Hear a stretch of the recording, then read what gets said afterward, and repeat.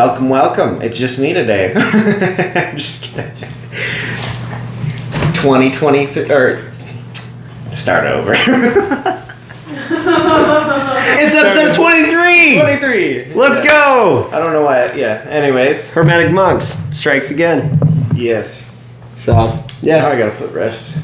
yeah. We put a coffee table here. You guys can't see Yeah. it, but I think you guys can see the top of the speaker here just barely. But I wonder if I just put a lot of audio, like bad, poor audio quality because I just touched the mic.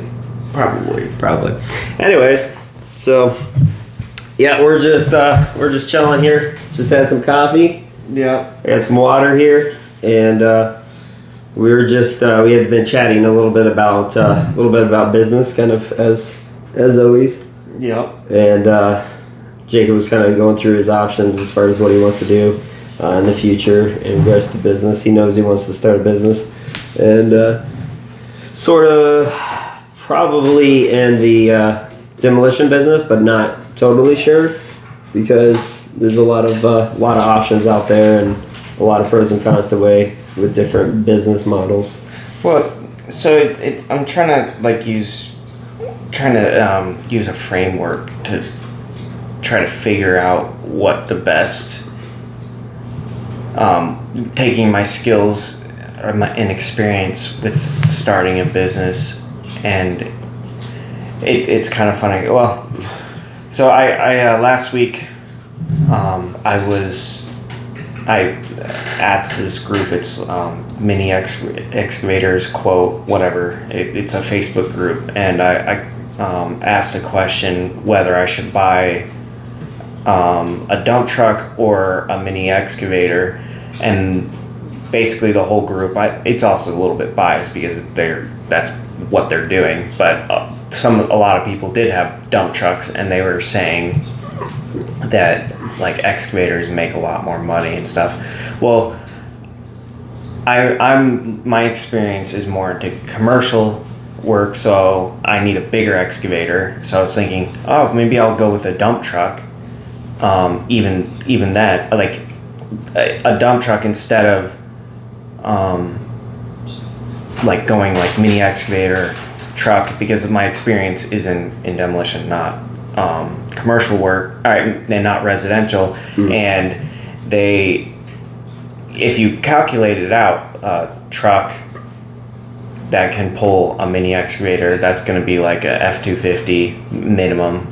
And if you look at the payments on all that, if you want to get something decent, like people are like, well, just start small, have like an older excavator, an older truck. Well, then things go wrong.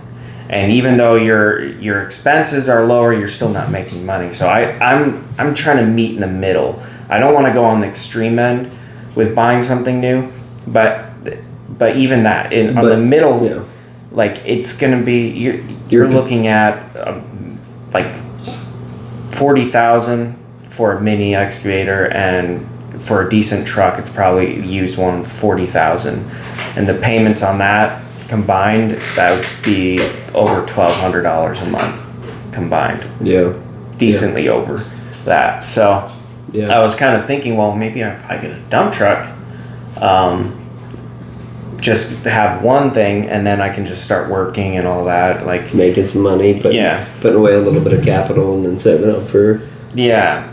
It seems like my idea kind of got squashed a little bit by my research because of insurance and all that stuff. Yeah, it would end up like you can get a dump truck for $50,000 to $60,000, but that is a really high mileage truck, and it's either already had transmission changed, motor changed. That's when stuff just starts going bad, and each fix on those things can be like $10,000, crazy amount of money, or a motor $20,000. So yeah, I was calculating it out. It would probably be like your overhead cost would be like $5,000, $8,000, and in my mind, my initial idea kind of gets squashed, because then it's like, well, it would be great if I was gonna plan on just doing dump truck work for years and years and years, but I don't plan on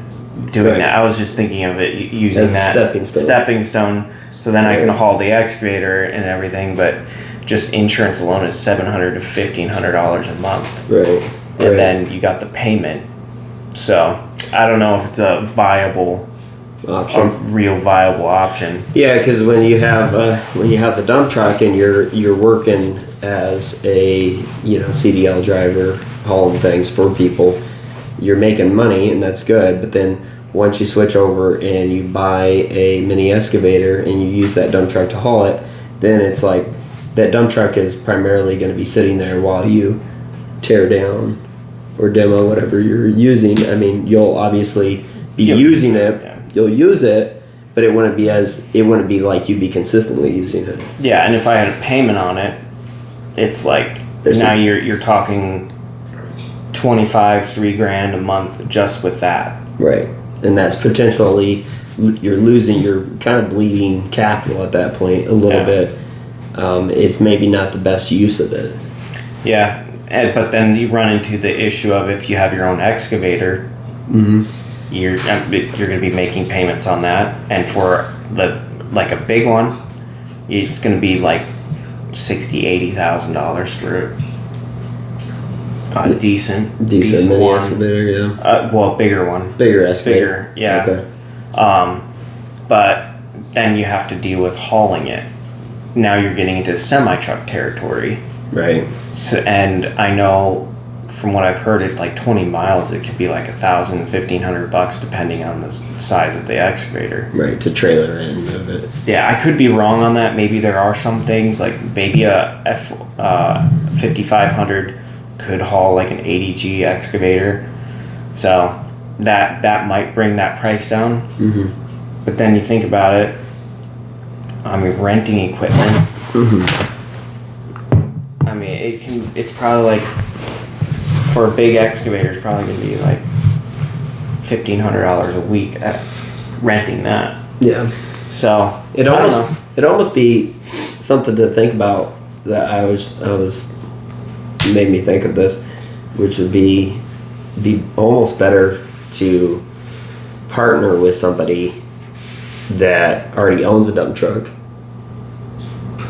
and basically say, hey, haul and then you get a mini excavator and then you say, hey, haul it and haul away all the refuse from the demo and you get part of the profits split. It's all super messy.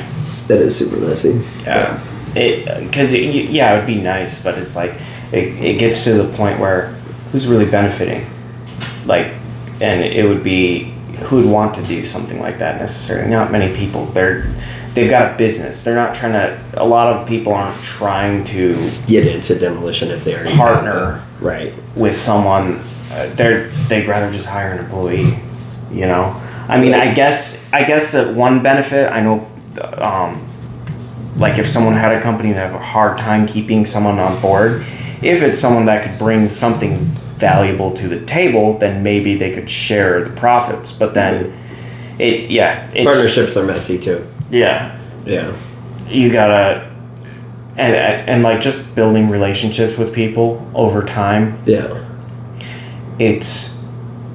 You may trust someone initially and have a good working relationship, but it really does takes a long time before you really get to know someone. It's true. I mean, you have to be on the same page a lot of times if you're going to try to run a business. Partner. Like you think about, I've heard this over like quite a few times where like don't get married out unless you've known someone for a year minimum.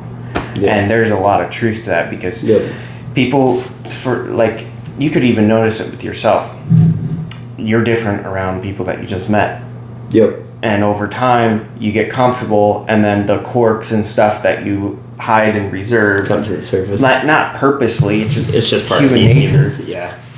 Things start to come out that, oh, interesting, as you get more comfortable. Mm-hmm. Like you're less likely to do certain things. Like now that we're friends, I'm more likely to be goofy and like show my personality more and say stupid stuff than if I first meet you. And like, wow, Jacob's actually kind of retarded. I've noticed that quite a bit. Yeah, a lot of retard comments. No, just kidding. It's rough, isn't it? Yeah, it's pretty rough. Honestly, yeah.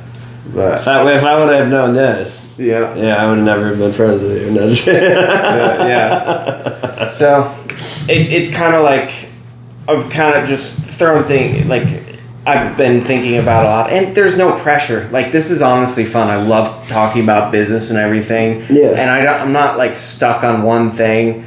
Like, I do get a little bit excited. I'm like 90% sure I'm gonna do a dump truck business because everything sounds great, and then you get into the details, and it's like, dang it, like the devil's in the details. To get a used dump truck, like a decent one, 100,000 plus. Yeah, that's used, and it, like brand new is getting like it's just freaking expensive. Yeah.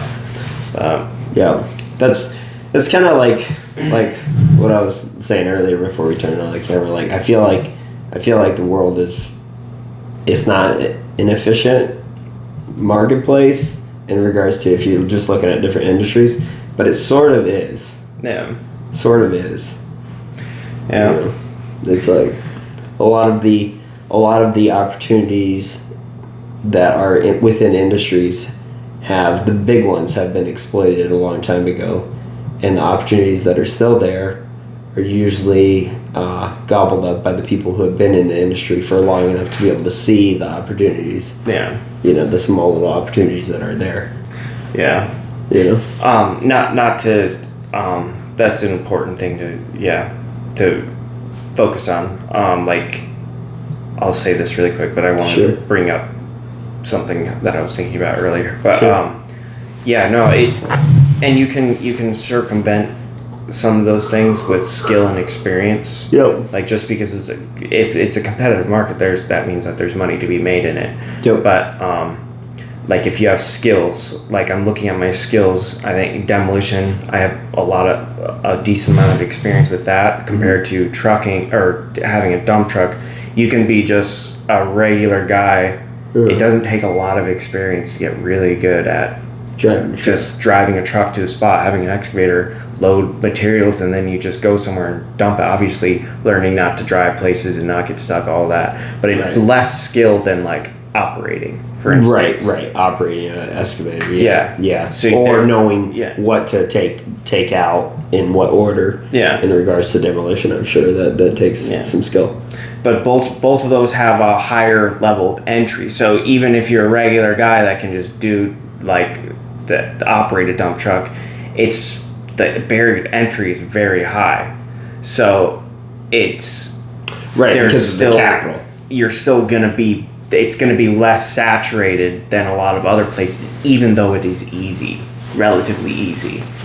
But I wanted a preference. So it's not that I'm looking at what I want goal-wise, and I'm trying to fit in these ideas to be able to fit into where I want. My goal is to be able to have something that isn't going to take all my time to where I can't do other things. So my original idea, get a dump truck or something, $40,000, $50,000 or whatever, and like pay that off, and then just have low overhead. It's starting to look less and less likely I can make that happen without like something major happening where I have to dump $20,000 into it or something. But I was hoping I could get a dump truck and pay it off, and then just work when I kind of wanted to, so I could focus on other things. So not looking at it as something where I'm all in. And I don't know, maybe that's still a possibility. Sure. But when I was looking at just my natural inclination, my risk aversion, I like the higher the number was going, I probably need to spend $80,000 on a dump truck, and then you got the insurance on top of it and everything. And it's like it's just gonna take forever to do it, and to pay that off. Yeah. And then to just that kind of goes back into what I was saying with like the efficient markets, because I feel like if you have a dump truck, it's like you have the dump truck and you're making payments on it, or you're not, you have it paid off. The insurance, taxes, you can't take off the insurance though. If you're just parking it, sure, you could take off the insurance, and then you're fine. I knew that. Sure, but at the same time, that you're not. That's not like the. If we're looking at trying to be the most productive, having a dump truck that's sitting is not the most efficient thing. No, but if I own it, outright, right, it frees up my time to be able to do my other interests. Yeah. So my entrepreneur, I want something that I can do, drop it, come back to it. Right. Because there's a lot of things that I want to do. So I want to leverage my skills and abilities. I'm after my time. I'm after higher income with less time. Right. And that's hard to do. And essentially, like if I snap my finger right now and gave you the excavator that you wanted, and the dump truck, and the trailer, and all of that, and I just snapped it and you got it for free, and you didn't have to pay for it at all. Only thing you had to do is pay the operating costs, obviously, and the insurance. You could totally have what you want. Yeah. But that would probably be like what, maybe $300,000 in capital potentially between the dump truck, trailer, and $150,000. And that's the problem. Yeah. That's on the low end. It's like that capital investment. Yeah. So it is. Yeah, you gotta. There's the game that I was playing in my mind yesterday. It's like, there is still depreciation on those assets, so you do have to work enough to be able to offset that. Yeah. So I don't know. I'm thinking like where because I'm after freedom. And this is like, even if I decided this is what I want to do, it's going to take more capital and take longer than I initially was wanting to. So it really comes back down to like not doing all that. And I wouldn't be able to do it regardless for 2 years. Yeah. So it's like still build that capital. Yeah. And then I could just doing the demolition idea where you have higher expenses all around, but you don't have these assets that you have to take care of and keep working. Right. You just rent everything. How much do you think you could make just like renting everything and just lining up jobs and knocking them out? Depends on how much you bid. Right. No, I know. But bidding. I'm just saying, like, what do you think? You could make I could see realistically making $5,000 on one job in a week. Right. Take home. Right. Or not gross. Yeah, gross. What would be take home, you think?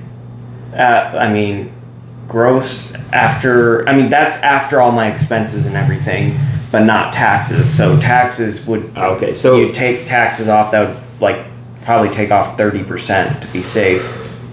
Right. 30%, right. And 30% of $1,500 off. Yeah.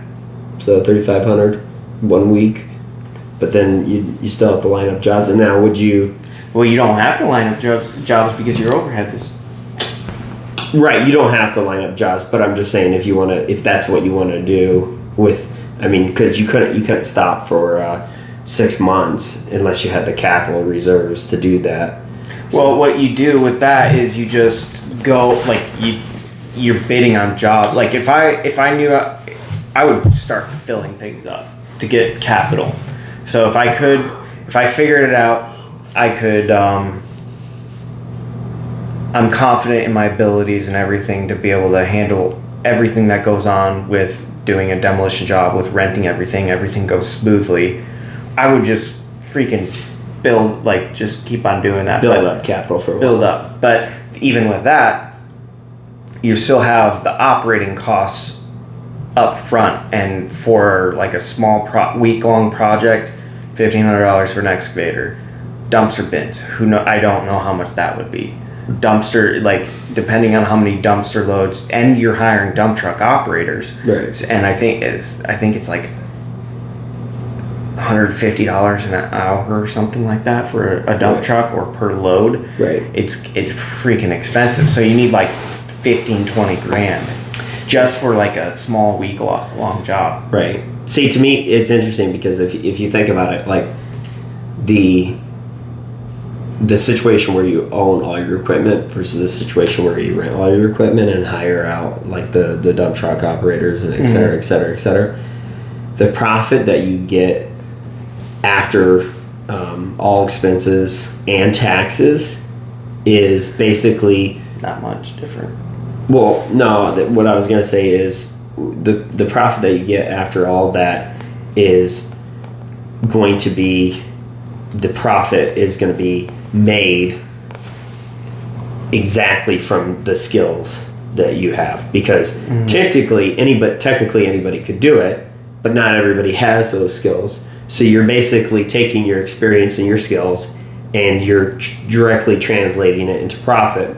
Whereas owning everything, now you're taking the additional that you would make with owning all the equipment, is that additional profit that you would make is not coming from your skills, it's coming from the capital investments. Yeah. So if you really think about it, owning the equipment is at owning everything, and I'm having to come to terms with it.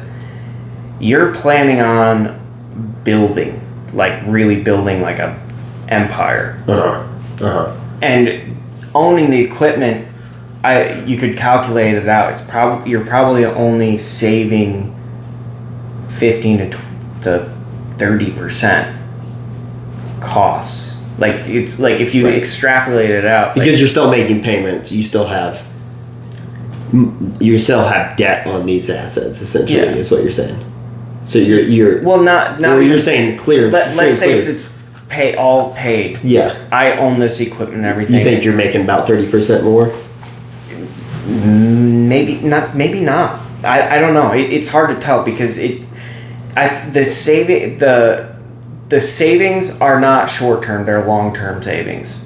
Right. Because renting out the equipment, $1,500, bam. Well, that's going to be the payment on an excavator. Mm-hmm. So let's say if there's so many numbers and everything that you'd have to break down. Right. To know. Yeah. It's. But I do think that's interesting.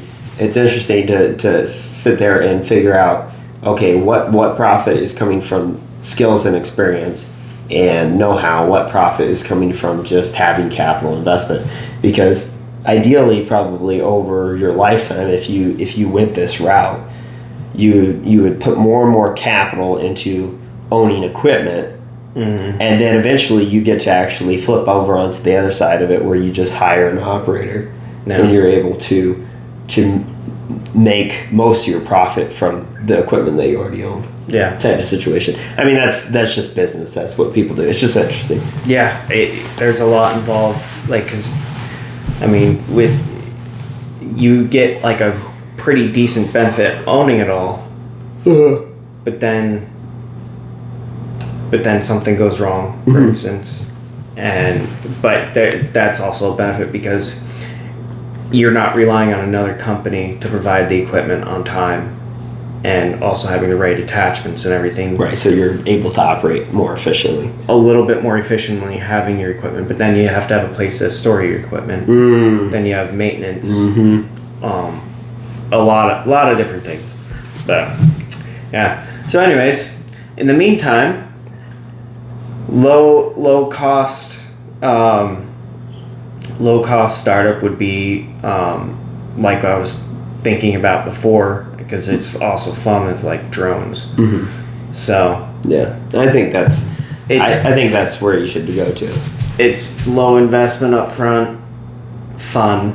Yeah, because ideally, I think ideally, like and this is me extrapolating kind of what you want out of life, but like your highest order of operations is basically like freedom, period. But then underneath that, you have, even if you own your own business, it's not freedom because you have to actually still provide value and still provide things for people, goods and services. In this case, would be a service, but you would have freedom under the umbrella of owning your own business. Yeah. So if the goal is freedom above all, it's like the fastest route to that, or not necessarily freedom above all, but just gaining a little bit of additional freedom from a boss. Yeah. Your quickest route would be a low barrier to entry service business. You know. With a lot of it's definitely a lot. You have to find some sort of leverage to be able to do certain things, develop a skill or something that allows you, because it sounds like you gotta. I don't want to live the typical life where you're working solid to where you're 50, 60 years old and you finally have like you were saying, you have money but you don't have health. Like this is where I have my health right now. Yeah. I want to do things, experience things in life, while also building. Right. And it's one of the hardest things to do. And people are like, well, I wish I could do that too. Well, I want to go to Hawaii. I want to be able to go to go to Egypt. Yeah. There's travel. There's stuff I want to do. Yeah. And maybe who knows if I could actually make it work. It's not like, oh, this is our delusional dreams. I understand how difficult they are. Yeah. I want to find something to where I can leverage my time, or leverage.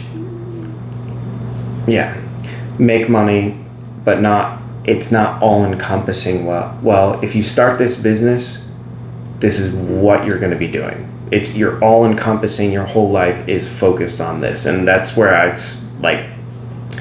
don't have a problem doing certain things for working crazy hours and for a period of time. Yeah. But I want to be able to be like, okay, I don't have $10,000 of overhead that's going to be dragging you down. Yeah. So. Yeah, it's true.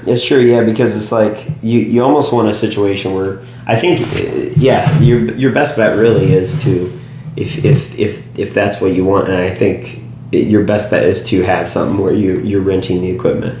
Yeah.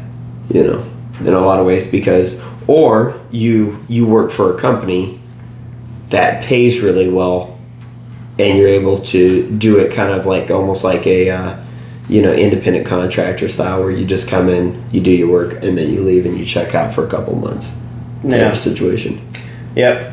You know, because you definitely, if you have a lot of overhead, once you stop working, if you're the only employee in the business, once you stop working, so does your business. Yeah.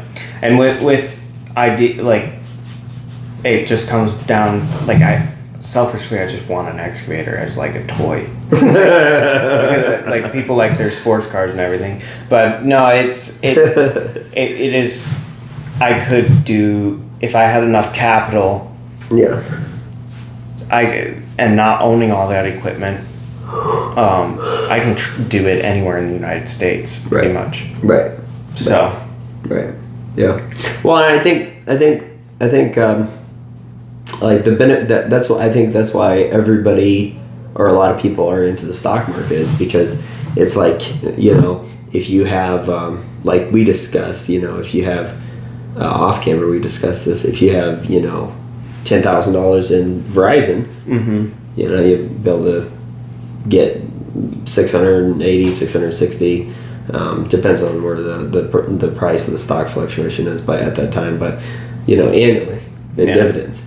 And then that's something that allows you continually put money into the stock, and then eventually, at some point, you're able to just walk away, and that business is still working for you, and you own a part of it, so you're able to do your own thing and go travel and go to Hawaii and explore. Yeah, except for you need $3 million in Verizon. No, you could do it.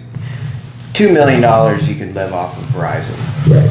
That's 136,000 a year. 2 million. Yeah. Yeah. So. Yeah. But then the problem with that is what if Verizon something happens? Goes belly up. That risk. Because if I knew Verizon was going to be here in 10 years, guess where all my money would be going? Sure. Verizon. For sure. Yeah. But you don't know that. You don't know that, and it even though it's like one of the strongest companies, from what I understand, and their profit margins are insane. Now, but you could also just stick all your money in United States government bonds. Oh yeah, you could. Yeah, no. I think I don't know what it is right now, but I think it's like you get like 4 or 5% on your money with United States government bonds. Yeah, but the country's it is horrible with its money. It is, but do you think the United States is going to be in here in another 10 years? Who knows? Well, yeah, but I'm just saying, like, if you excellent, I just knocked something off the table there. But if you look at it, do you think the chances of a company being around for 10 years or the chances of a country being around for the next 10 years, which is higher? Obviously, the country. That's why they consider like bonds zero risk. Zero risk. Yeah. I'm just saying. I don't like black swan events. They can hit Verizon. They can also hit your demolition company. Yeah. Well, that's why the diversification.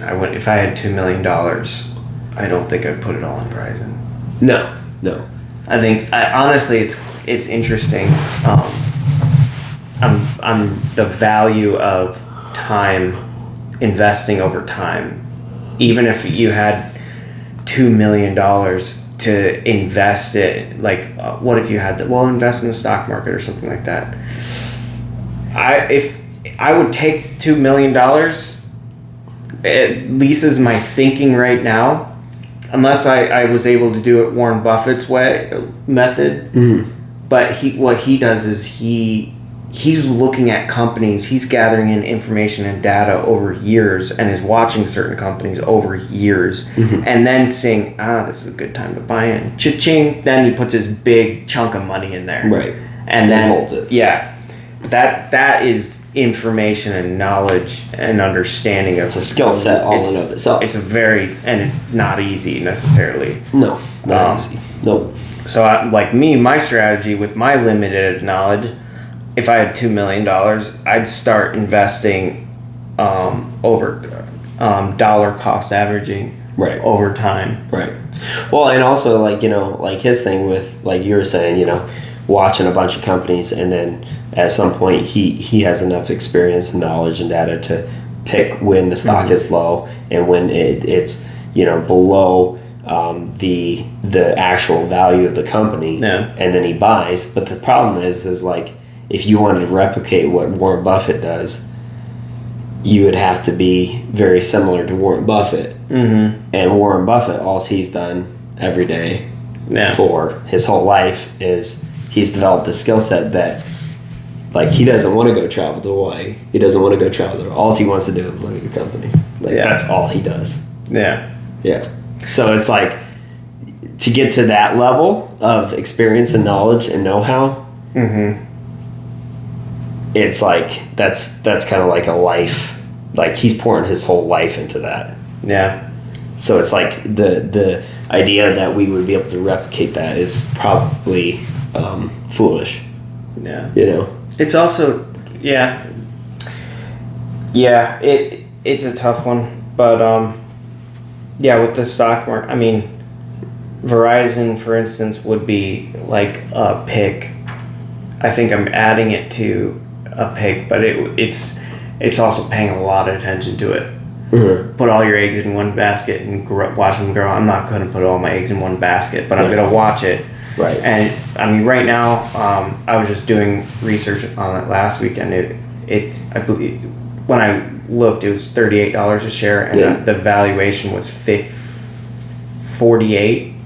Yeah. Now it's $40 a share. Oh, it is. Yeah. Went up. Yeah. Yeah. You're like, son of a gun! I could have been in there.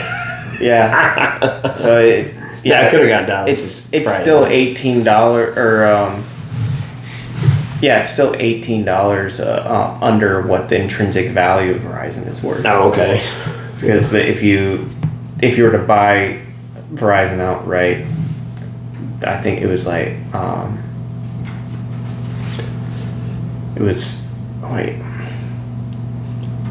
I'd have to check. Anyways, it was I think it was like $20 under the intrinsic value, but I'm not. I'd have to check again. Fair. I'd be wrong. Fair.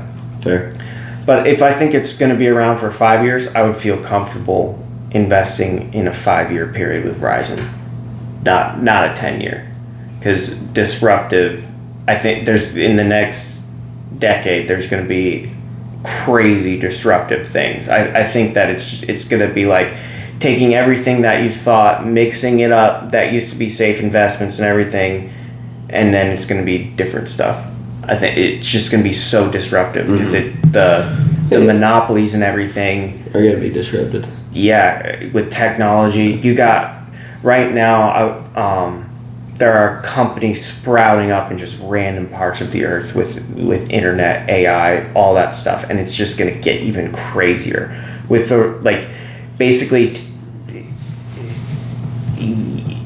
the technology is going to be able to be leveraged. If you got a really intelligent person and they're very creative and they're able to use these tools to be able to implement their ideas, like you're just going to start seeing a global change and more decentralization. All this centralized power and everything, it's going to just start evaporating. Right. You'll other companies will start sprouting up because they have like the control that they once had is going to diminish drastically. Yeah, and probably maybe for countries as well. Yeah. If like, you can start making, if AI is able, like our edge militarily, if you've got AI that's able to generate new technology, different parts, like things that would have taken forever for an engineer to sort out all the minute details, and then you have AI coming in that just finds all the flaws or generates make the lightest. That I think there was this program or AI generated car, and it was like I think it took like the infrastructure of human beings or something like that, and like metal and everything was constructed in a way that was lighter but stronger, and it was like hollow and like it was wild. So you're gonna have AI take with inputs from human beings and then fact checking everything like it's gonna be insane. Like the process of innovating complex technologies is just gonna freaking drop. Like the complex technologies are gonna be way more prevalent because of the engineering side being able to get checked out by AI. It's gonna be nuts. Well, I would imagine that you would have a lot of unique solutions to problems that wouldn't have been around before, because you're using these large language models to effectively be creatively engineer things that a normal person with a normal human brain wouldn't be able to come up with those solutions. But the AI with the large language model can, because it just effectively has a bigger brain. It's able to compute data. Just compute it. Like it'll like once it starts getting to the physical world where you've got like an AI robot that goes to a physical object or something and is able to just scan it and find all the flaws and everything and put that into a computer, and well, you don't even need to do that. If you've got, like, once it's able to start physically building, that's when it's everything that we know is just changed. Because then you got AI developing manufacturing plants and everything. Once you have that, where it's able to just make things, instead of taking, like, how long has it been for the Cybertruck to build a plant? Like, decade. You've got that into, like, all of a sudden you just have robots and AI just building those things and pumping out new vehicles and everything. Yeah. So it's not only the creative engineering that is allowed by AI, but it would also be, once we have the robots, the AI kind of with its physical counterpart that allows AI to express itself in the physical world, the execution rate is going to precipitously drop on AI's ideas. So you have more creative engineering solutions and also far superior execution rate on the physical side. Yep. So it's like that's a really powerful combination. Yeah, and by the way, that is the hardest thing with AI. That once that hump is mastered, then things are gonna freaking change. But that is also the most, like, that hasn't happened yet, right? And it's the most difficult challenge because for us, we are way better at things than AIs in the physical world, and we understand things, like moving my hand, like all this action, like I'm doing that independently. It's easy. In AI, it's not easy for it to do that. Yeah. So yeah, make a decision. Yeah. Which, by the way, I did see a robot the other day. Did you really? It was a security robot. What? It was wild. I was parked getting loaded, and I'm like, what the heck? It started, and it's like this freaking tall robot security thing. Yeah. Like, it's probably 6-7 feet tall. Okay. And it was on wheels. It had the front wheels that drove it, and the back wheels were just like cart wheels that just free spin. Yeah. It was just like. And what was it doing? Like security, as in security of the grounds? Like it just roll around? Driving in the parking lot. Just patrolling. Yeah, just patrolling. Had cameras on it. Probably either disturbing. Maybe being monitored by security guards inside, or maybe not. Do you probably like if you have the security room, you've got cameras and everything, you can just see the camera, like what the robot is.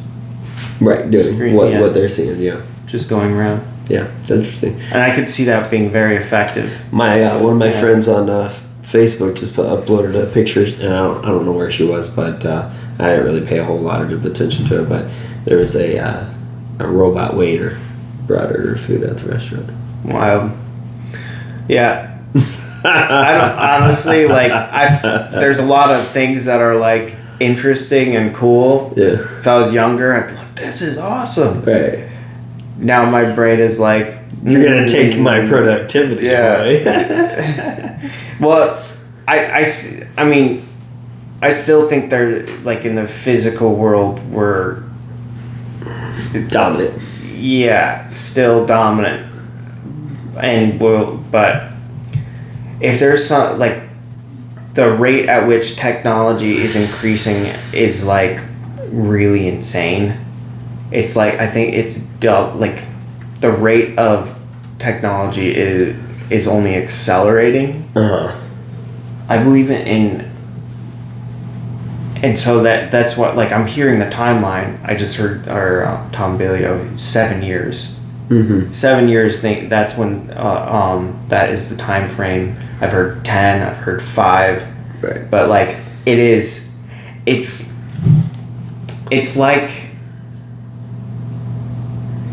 like you knowing that there's economic collapse happening. It's inevitable. That's the way that these people are talking about it. They're saying, I think I said it again on the last podcast, but it's like I just find myself thinking about it a lot, and it's the biggest deal in human history potentially. What's going to be happening in the next decade? Mm-hmm. Mm-hmm. Yeah, it'll transformative. It'll be interesting to see what happens to the economy. Obviously, we have inflation and all that, but that is kind of potentially going to be, and at least it seems like that's what our government officials are hoping, is that it is going to be subsumed and surpassed by the deflationary effects of the robots and AI, and because if you have inflation, that's increasing the supply of money, so there's more and more money chasing fewer and fewer goods of service and products. But with the productivity of AI, you'll have this abundance of products and services that should theoretically deflate the cost of products and services and energy. So and the lower cost of energy. So will these forces equal out? I think the more interesting thing to me at this point is what will be government's response to these factors. I think, I don't know if this is correct, but I have a hunch that they're going to become less and less relevant. Okay. I think because we're dependent on them for security, for different things, right? Yep.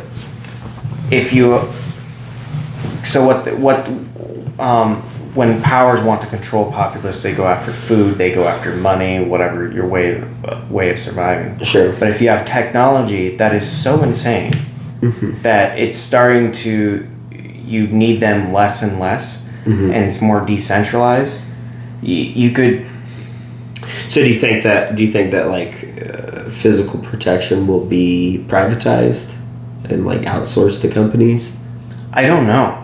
That's the part that scares me the most. Right. Is because potentially, see, the way I see it too is like, it's not okay. So if we gotta split all these subjects here, and really look at it from a better view, because you have AI and robots, right, with the physical extension they're able to express in the physical reality. So you have that. Now, one thing that everybody talks about is that at some point robots will be better at everything than their human counterparts, and at that point, then it's like, well, if robots kind of become sentient and have a mind of their own, then they kind of do whatever. Let's leave that to the side for a second, because I don't want to necessarily talk about that just yet. So let's talk about a world. Let's talk about a world where AI has developed to the point where they're better at humans they're better at everything than their human counterpart, but they haven't yet decided to do things on their own. Meaning they're not taking directives and orders from themselves. They're still taking directives and orders from humans. So let's live in that world for a second. So let's set the stage. So if we look at that, at that point, it really depends. It's not a problem if those technologies are owned by a majority of the populace, meaning that you don't have a select few monoliths you don't have the aristocrats that take over like all of the technology. Because if you have a world in which the aristocrats take over all of technology, or the majority of it, or the majority of AI, they control everything, but also all the benefits go towards them. And none of the benefits go towards the people. Yeah. And if the people can't provide any economic input anymore or benefits to the elites, we're not worth anything at that point to them. And also, so then you're going to have, to me, a human revolution, because they're going to go, when you have the majority of society that doesn't really have any of the wealth, eventually they get tired of it and they kill all the people that have the majority of the wealth. I think this is something different. I think. Well, no, like just speak to the world that I just laid out, like what you think of that. Yeah, because I don't want to jump outside of that too much. Well, yeah, no, I'm not. I think I'm with those parameters. I don't think I'm jumping out. Okay. So I think the government, for instance, like they're very slow. Mm-hmm. They don't make good decisions. Sure. With the drones, for instance, they put a lot of limitations on drones for security risks and everything like that, but that actually was the intent of being safe. It actually made us less safe because not DJI, for instance, the biggest drone company in the world, isn't made in China. Mm-hmm. And our drone technology is woefully inadequate relative to other countries and stuff like that. So the security risk is higher because of that decision. Sure. Now that with AI, this doesn't speak on the same thing, but AI, they've decided, I think they're putting less regulations because they're potentially learning. I don't know if this is true or not, but there's less regulations on it because other countries are doing the same thing. Right, so they want to keep pace with them. But and I think the cat is, before there's even a bag, the cat is out of it. Uh-huh. In AI. Uh-huh. Because there's going to be different levels of intelligence with AI. You've got OpenAI, ChatGPT, you've got a couple other ones. Mm-hmm. And I think that there are the protocols and stuff which you see already in ChatGPT. You can't learn how to make weapons or bioweapons. Right, the guardrails. But what if you jailbreak it somehow? Right, you take the source code. Or there's another you take those AI. rails off. Yeah. Which I'm sure there's some wizard genius program jailbroken that is already working on that.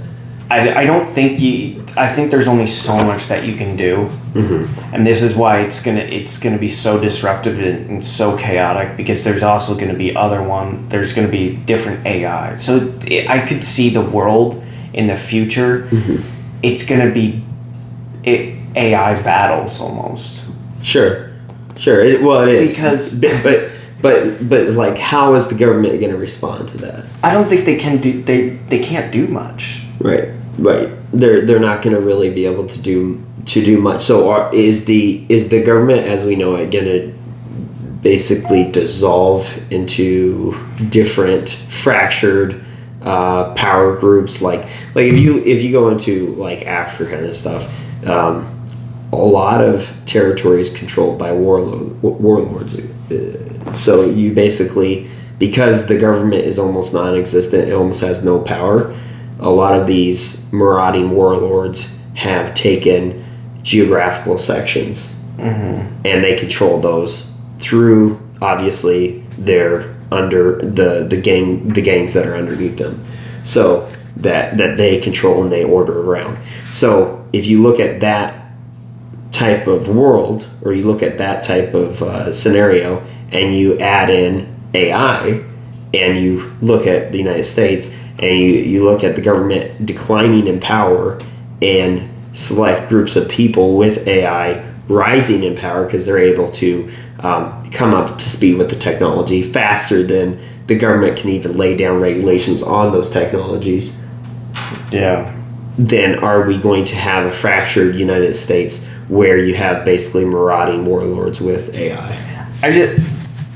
I don't know if it's going to be even necessarily warring. There's no way to even know what's going to freaking happen, because it's like that. That's why it's a black swan. It's chaotic. I just think that I think that what we're gonna have now, it's discussion. If there's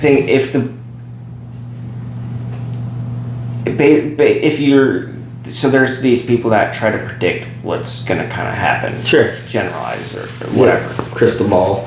They can't predict what's gonna happen. Right. Yeah. They freely admit that they can't predict what's gonna happen. Right. I think it's just gonna be so chaotic and like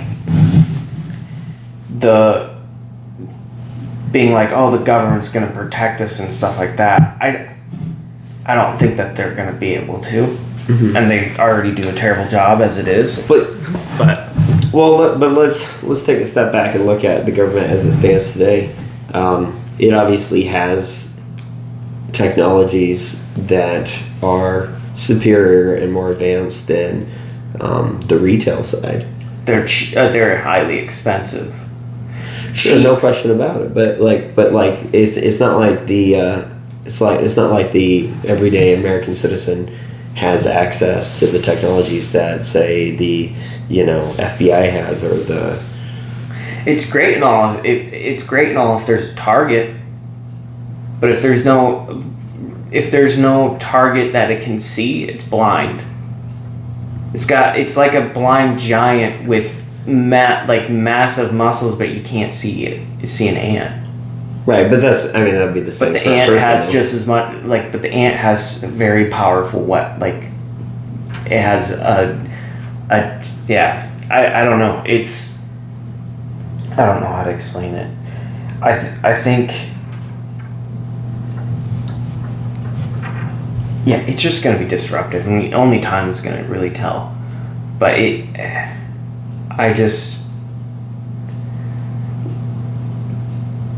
I think that things are there.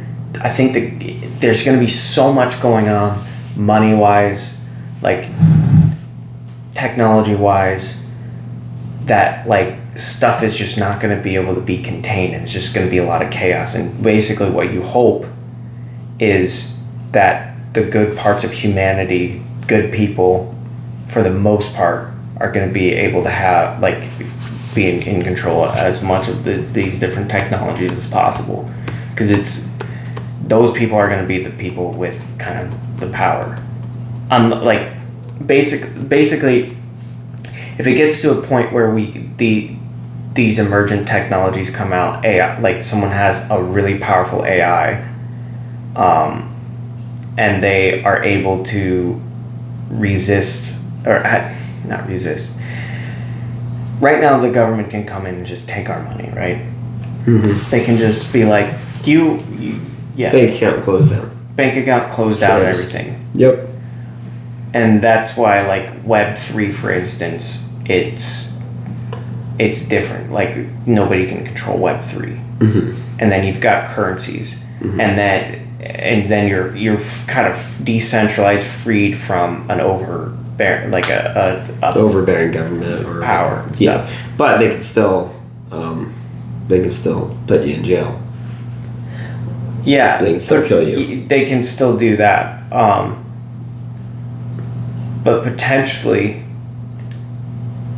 I could see kind of like a rebel underground force or something happening, to where they've got a motive, and they've got the government, and no foreign governments, or not foreign, any government body doesn't have access, but the world has access to it. They don't have control of Web3. They don't have control over Bitcoin and Ethereum.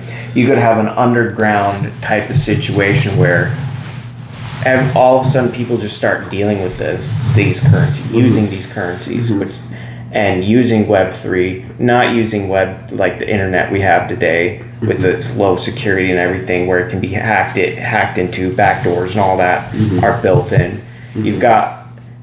I could potentially see, especially if the United States, which it just the option was, well, technology is going to be so good that it's going to start, the cost of everything goes down and everything. Yeah. What if it doesn't happen soon enough, and then people just lose faith in the dollar and start using Bitcoin, cryptocurrencies, and all that, and stop utilizing the dollar, then what you have is the fall of the United States dollar, the fall of that power, leverage, and everything. And then Although there's one use case for the U.S. dollar that can't be you can't totally go out of the U.S. dollar, which is you still have to pay taxes in USD. Yeah. So, and also technically the United States government could actually say that you basically ban the use of Bitcoin for commercial transactions. Yeah, which they definitely could try to do. Yeah. Now, is that gonna work? It's all about timing and the sense of the human populace. Because right now things like people are like, oh, it's really bad or whatever. It's really not that bad yet. Right, for us, yeah. But if things get super bad, super overbearing, it's pretty much you need to have technology. That's your power, being able to subvert the power. Like if you've got groups or whatever that are like, I know this is kind of like crazy talk. This is all hypothetical, but the government is slow to adapt and to learn. I just don't see them being able to catch this. Catch what? AI? Catch what? I don't think that they're so slow with everything that I just don't like with the. I don't think they'll be able to have a grasp over a firm grasp over the technology and everything. I just don't see, even if they start doing things like But in order to do what? Like, what do you mean? To have complete control. Oh, to keep people stamped down. Yeah. But you think about it, even if they don't have AI, and even if they don't have, which the government's already implementing AI to some degree. They're implementing technology. I don't know. Like, I mean, they have AI in government as far as our drones, our planes, like they're already utilizing it. But let's say they don't really implement it to the degree, meaning like that the commercial side of things.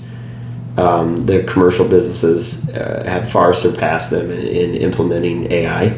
Let's say that's a world we live in. They're still able to control people with the military. They're still able to control their population through the force. Now, if the commercial side or even the retail side starts using AI to fight back against the government, then you just have a really fractured country.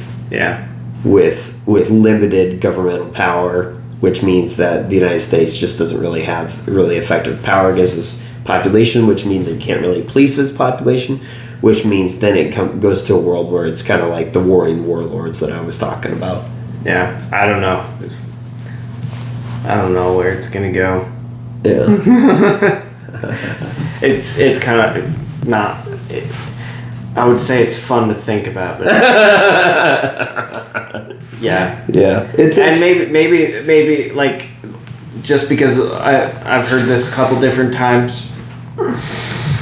I mean, I'm trying to just be rational about it, and like if you just think about it, if certain things take place, like. I mean, AI is already making waves and changing things. Yeah. How can it not go into just crazy different directions?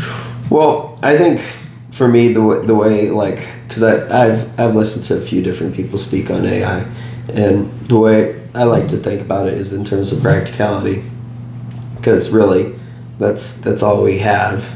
That's all that really matters. Is practically what we can do about it. And I think like AI is not there yet.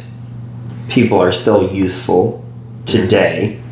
Now, at a point where AI becomes better at everything than their human counterpart, then you switch into a world where it doesn't really matter your skills or intelligence as much as it is who's able to control the most AI or harness the most powerful AI. Yeah. And the most powerful robot. So in that world, it comes down to ownership. But if there's not really a governmental power to enforce that ownership, then it really comes down to power. Who has the most power? Yeah. Which is this is like that. It's super scary. Like if you, whoever, because in a sense, I hate to say it, but in a sense, like AI could end up having godlike powers in a sense. It could, and then that gets into the last stage, which is, so the first stage we're in right now is we still all are better at some things than AI. The next stage is AI is better at everything than we are, and in that stage it goes into basically who owns, and then in the other stage it's like, okay, if there's no government or very weak government, then it's who controls by just brute force.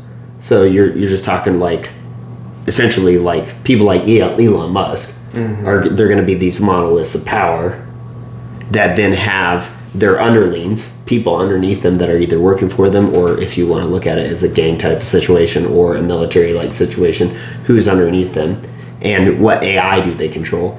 And then outside of that, you look at the last stage, which is what you're talking about, which is where AI is also, is it better? It's also, not only is it just better at everything than the human counterpart, but it also has now learned how to think for itself.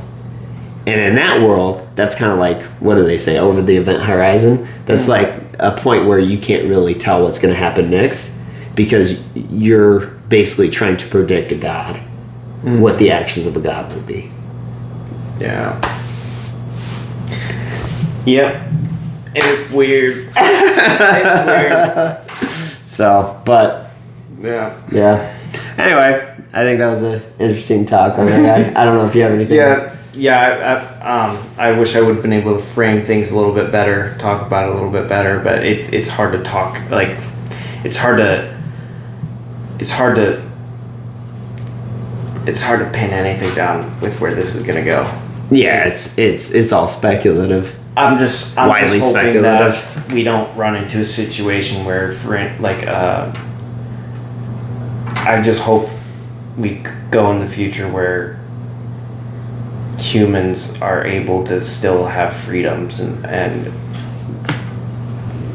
not be controlled by an overbearing government or something like that. Overbearing government or a that just wants AI god.